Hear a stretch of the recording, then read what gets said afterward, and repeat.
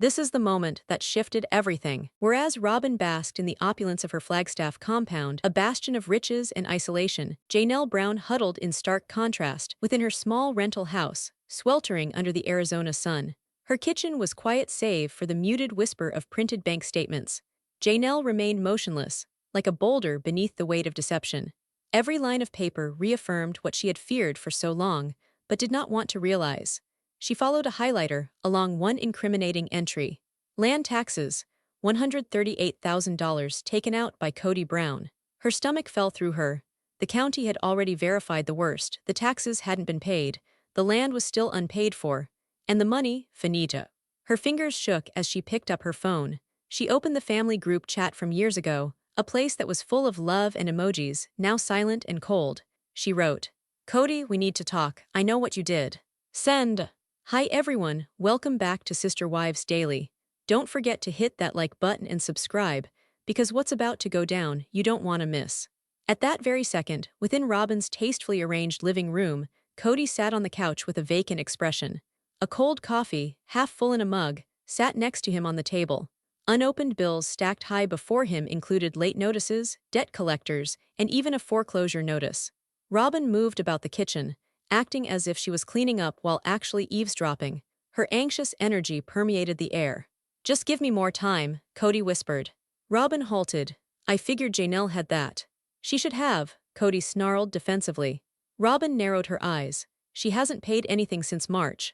Silence, heavy, accusatory. They knew the truth. They were surviving on money that was everyone's. Not only Cody, not only Robyn. The money was for the family, for Janelle, for Mary, even for Christine, whom they hadn't seen in years. And now the money was gone. Meanwhile, in her own room, Janelle looked at herself in the mirror. Her eyes were red. Her jaw clamped. The betrayal went deeper than cash. It was years of trust broken. She touched record on her phone's voice memo app. "He robbed from us, from me, from my children. I put money into that account for years. Tax credits, my salary. While I was trying to purchase groceries, Robyn was acquiring new flooring and upgrades. Where did it all end up?" She pressed stop. Her children were entitled to the truth, so was the world. Mary was next. Glass of wine in her hand, sitting in her Parowan BBN, scrolling through the same bank statements Janelle had forwarded. Each transaction was a blow to the chest. Over $200,000, transferred from the family account to Robyn's personal business in only 18 months. It was indisputable. "He manipulated me, all of us," Mary whispered. All those years of emotional abandonment, Cody ghosting her messages, canceling appointments. And now this, money set aside for her BNB has been rerouted to Robyn, for chandeliers. She froze, muttering into the quiet, "I hate her, I really do." Then the phone call. Robyn's voice shook as she answered. "What's going on, Janelle?" "You tell me, Robyn, where's the money?" I thought it was Cody's. I assumed it was from his father's estate." Janelle didn't even flinch. "Stop lying to me. Money wasn't his, you knew that." Janelle's tone was cutting and unyielding. "You knew it was from the family account. From me, from Mary. Don't act like you had no idea." Robyn was stock-still, her mascara smudged down her face, her voice shook. "I didn't mean for this to happen," Cody said. "Save it," Janelle cut in. "We were cheated. While I was scraping together funds for Savannah's college textbooks, you were out purchasing a brand new dining room set." Robyn had no response. The silence that hung between them was thicker than any words. She knew the truth, and so did Janelle. At the same time in Utah, Christine was sipping tea on her back porch, her phone ringing with notifications. Pedon had just messaged her screenshots from Janelle's explosive posts. Christine laughed, though not with amusement but with bitter familiarity. "He did the same thing to me," she said to herself. Picking up her phone, she made a quick message for future reference. "I believed that I was leaving heartbreak when I walked out, but today I see that I fled theft. Emotional, spiritual, and financial theft. Cody gave his all to one woman. And truly, good riddance." Next was a surprise no one saw coming. Janelle went live on Instagram. None of the wives had ever done this. In minutes, the live viewer count zoomed up to close to 75,000. No filters, no makeup, just flames and reality. "This is not about bitterness," Janelle told the camera. "It's about truth. Cody Brown stole from our family. He used what Mary, I, and our kids gave to pay for Robyn's lifestyle. And now he wants us to shut up, not anymore." She displayed the bank statements to the world. "This is the evidence, you do the math yourself." The impact was immediate. As soon as the stream ended, Cody called. Janelle didn't answer. Instead, he left a voicemail. "You've ruined everything. You've blown up this family and this show." But the truth, Cody had destroyed it years ago. Janelle had only lit the match. Back in Flagstaff, Robyn sat in isolation in her bedroom. Her phone buzzed incessantly with furious messages and vile DMs. The news had traveled quickly. Her children had witnessed it. Dayton wouldn't eat his dinner. He barricaded himself in his room. Meanwhile, Mary grinned and poured herself another drink in Utah. Christine and Truly danced in the kitchen in Lehi, celebrating the truth finally being out. At TLC headquarters, pandemonium broke out. Executives leaped onto an urgent Zoom call marked, "Brown family crisis, urgent." Someone finally broke the silence. "Do we cut Cody and Robyn?" The next morning, Cody's phone blew up with calls, producers, tabloids, lawyers. But one call outsourced itself. Susan Whitmore, the family attorney for both Mary and Janelle. He noticed her name on the screen. He didn't respond. Instead, he prowled the kitchen like a caged animal, slamming the phone down on the counter in anger. Robyn stood in the doorway, her arms across her chest, puffy eyes red from crying. Her voice was little more than a whisper. "What do they want, Cody? Did you steal it?" He remained silent. And in that silence, Robyn knew the answer. On the TLC emergency hotline, nerves were frayed. Janelle's livestream had already garnered 2.4 million views in less than 18 hours. 2 hashtags were trending: Justice for Janelle and Cody the Thief. The network's PR manager jumped into the fray. "We have to disown the show from this scandal. Cody is a liability." A second voice came on the heels of the first. "Honestly, Robyn too. The audience has had it with them. If we don't make adjustments, ad revenue will plummet." The executive producer leaned in. "Begin planning spin-offs. Christine's new beginning, Mary rebuilding, Janelle taking back control. The wives are the future, Cody and Robyn, they're through." At Lizzie's Heritage Inn, Mary sat quietly at her laptop, journal open on her lap. She sipped from a glass of water, eyes fixed, mind in overdrive. Everything was changing. And it was only the start. Mary had just gotten off a Zoom call with Janelle and their lawyer. The discussion was serious. Charges were on the table. Deception, financial malfeasance, and even thievery from within marriage were all being discussed. But Mary was considering more than the courtroom fight. "He stole everything from me," she breathed. "Not money alone. Time, identity, trust. And he couldn't even recall who had taught him to build anything substantive." She opened a new blank page and started typing out the rough draft of something new. A podcast, a platform, a voice. Title, Unsistered: My Life After Cody. Mary smiled for the first time in weeks. Robyn, on the other hand, had disappeared. She shut off her phone. No posts. No sightings. She hadn't even talked to her children. Earlier, Brianna had questioned her with a single question before slamming the door. "Did you really take their money, Mom?" Robyn's world was collapsing around her. The shimmering chandelier above the staircase, the sleek Sub-Zero fridge, the designer furniture, it all felt tainted. Every luxury had been paid for with money that wasn't hers. It was blood money. She walked into the bathroom and stared at her reflection in the mirror. Her voice cracked as she said aloud, "You wanted to be the favorite wife. Well, congratulations, you're the only one left." Even Cody was coming unraveled. She fell to the ground, knees to her chest, and wept silently. Janelle, on the other hand, was taking back the narrative. She stood firm at a public town hall meeting under a big banner that said, "Coyote Pass Community Planning Council." Reporters clustered outside on the sidewalks, cameras whirring as she entered. Her arrival was calm, confident, each step deliberate. "Our family was promised that land," she said clearly. But Cody made sure only one wife benefited. He sold off parcels and funneled the money into Robyn's home. The rest of us were left with nothing. She paused, then declared, "That ends now. We're demanding full ownership of what was promised to us, and legal accountability for what was taken."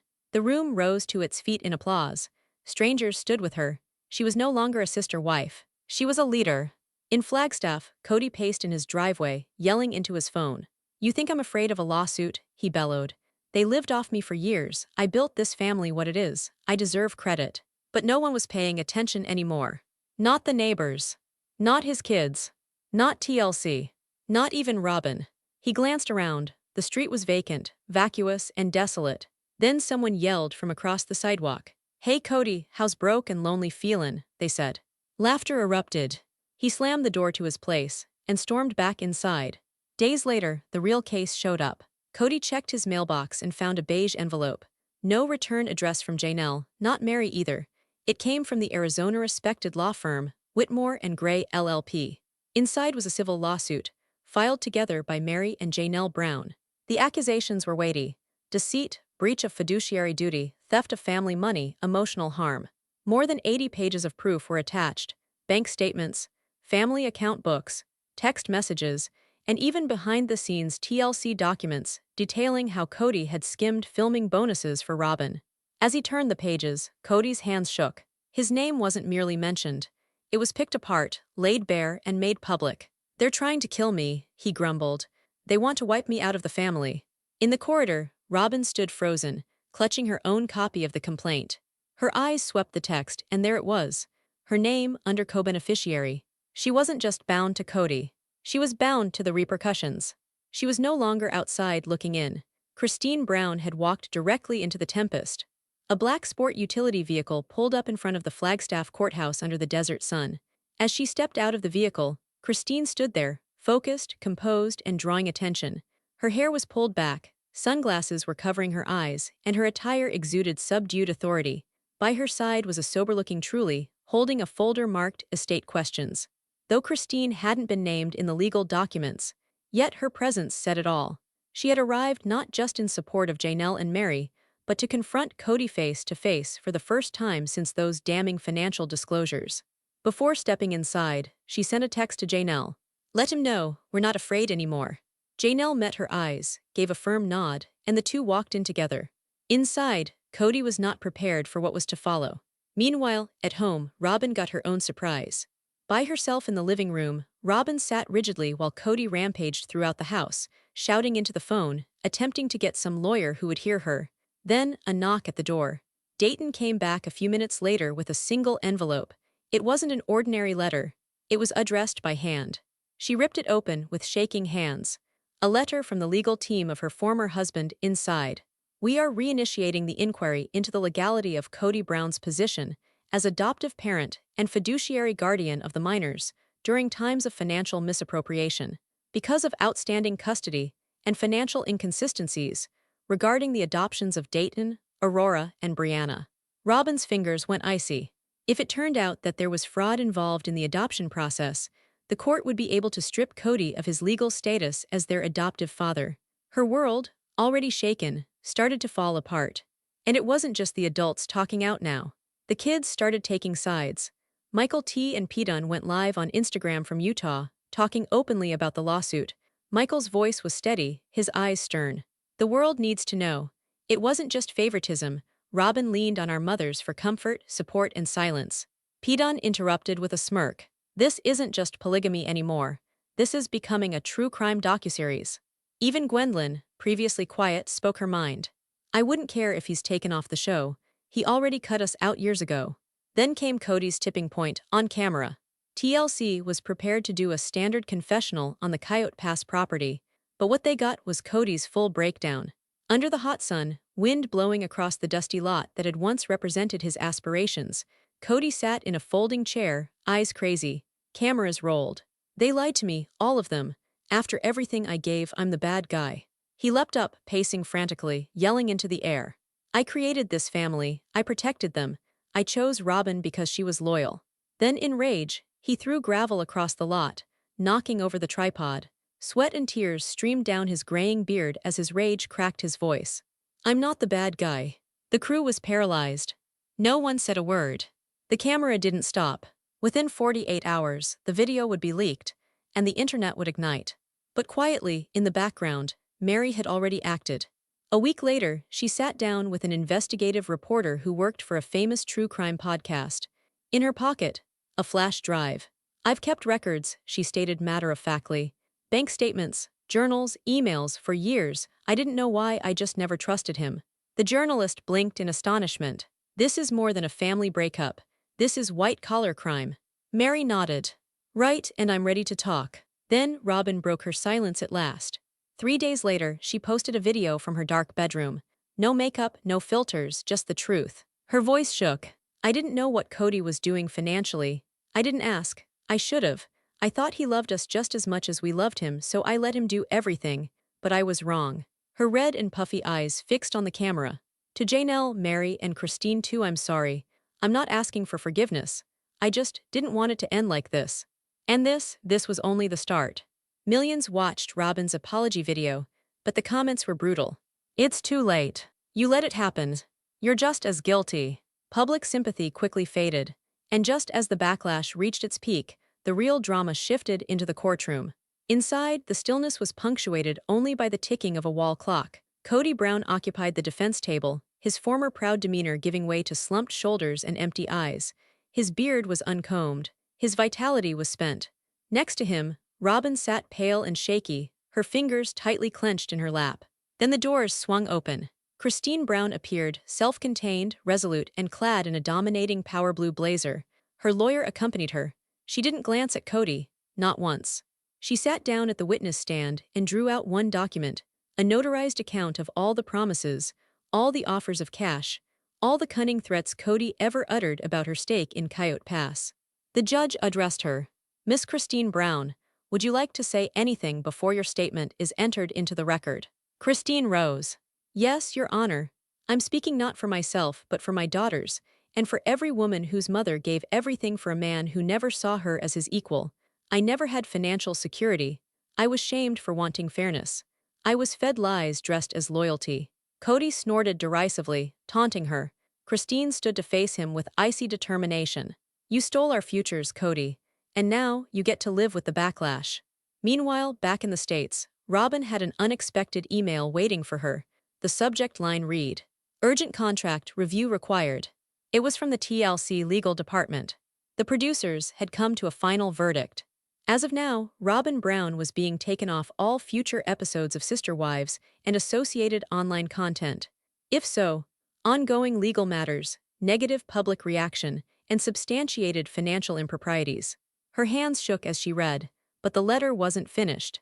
We are making a new docuseries contract offer to Janelle, Mary, and Christine. It went on. This one will be about financial justice, empowerment, and healing. You and Cody Brown are not candidates for this project. You can respond through legal representation if you like. Robyn stared at the phone in shock. Her medication bottle fell out of her hand and landed on the floor. They had excluded her, without exception. But as Cody and Robyn dazed, Janelle threw the strongest blow. Because the lawsuit meandered through the courts, Janelle took immediate action. With evidence of her financial contributions, allegations of emotional manipulation, and evidence of deception, her lawyer filed a motion to have the deed reassigned to her name. She won. A judge granted a temporary restraining order, legally preventing Cody from leasing, selling, or developing any portion of Coyote Pass. The following morning, Janelle strolled the property with a local news team and a surveyor. This property was supposed to be divided, she said serenely, but now the people who actually paid for it will own it. She produced a crumpled court order from her pocket. Janelle Brown was the new legal custodian of parcels 3, 4, and 5. For the first time in months, she smiled. And then, something no one anticipated occurred. Robyn's daughter, Aurora Brown, made a written affidavit to the court. She had read the papers, she had viewed the accounting books, she knew what really happened. As the judge started to read her words aloud, the whole courtroom hushed. What Aurora said would change everything. I love my mom, and I love Cody, Aurora started, her tone strong yet tearful in her written affidavit. But I can't deny the facts. I was led to believe that our family was equal, and I did for a long time, but having read the accounts, I am ashamed. She went on. Money intended for the other children, Janelle's kids, Christine's girls, was spent to purchase our home.